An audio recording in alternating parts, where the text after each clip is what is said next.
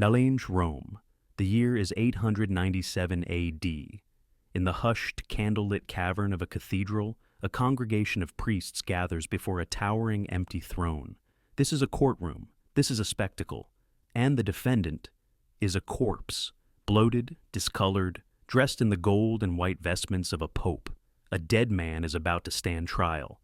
His accuser, the sitting pope himself. His crime, being pope while he was alive. This is not a myth, it is the Cadaver Synod. And if you dismiss it as mere madness, you miss the crucial point. Every chaotic system, even insanity, follows a terrifying, perverse design. This is the story of how the very logic of the church was twisted into ritual, and how a structure built to save souls became a machine that judged the dead.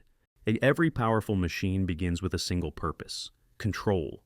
The medieval papacy wasn't just faith, it was infrastructure, a fusion of belief and engineering. It powered empires, managed diplomacy, and enforced a kind of divine law across a fragmented continent. The Pope wasn't merely a man of God. He was the spiritual architect, holding what he believed was the sacred blueprint of God's kingdom on earth. But in the late 9th century, that blueprint was corrupted by power. Pope Formosus stepped into this world like an engineer entering a malfunctioning machine, one clogged with greed, politics, and ambition. He tried to repair it, to apply logic and order to chaos, to build a church free from Rome's internal parasites, its noble families who saw the papal throne not as sacred duty, but as family property. To them, the papacy was a system to be exploited, an interface through which power could flow. But Formosus's reforms were like rewiring a live circuit. He crowned the German Emperor Arnulf, daring to break the Roman elite's monopoly over divine legitimacy. For a moment, his fix worked, but unstable systems always resist rationality. The machine, corrupted, chaotic, and ancient, began to revolt against its own engineer. When Formosus died, the current snapped back. The circuit sparked. Rome, once again, burned in invisible fire.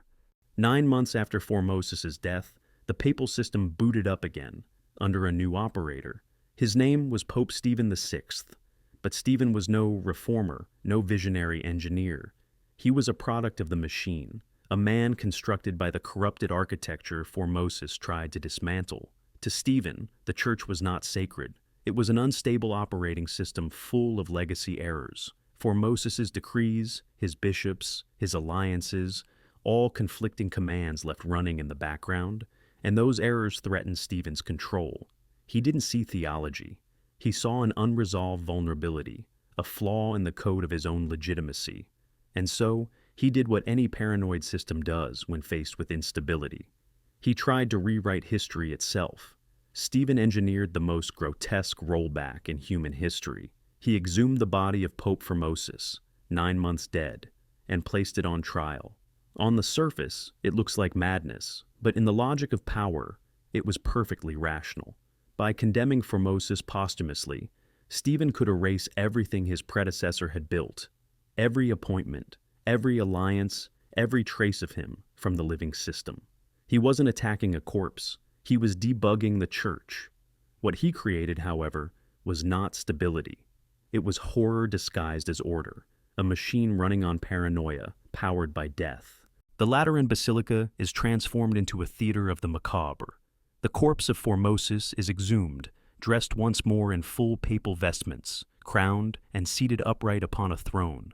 The stench of death seeps through the sacred air, mixing with incense and fear. Priests gather in trembling silence. The church that once crowned kings is now judging a corpse.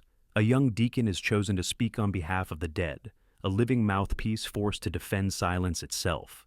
At the opposite end of the hall, Pope Stephen VI, red-faced with fury, screams accusations across the void. Formosus, you have betrayed the Holy See. You sought power that was never yours. The corpse does not answer.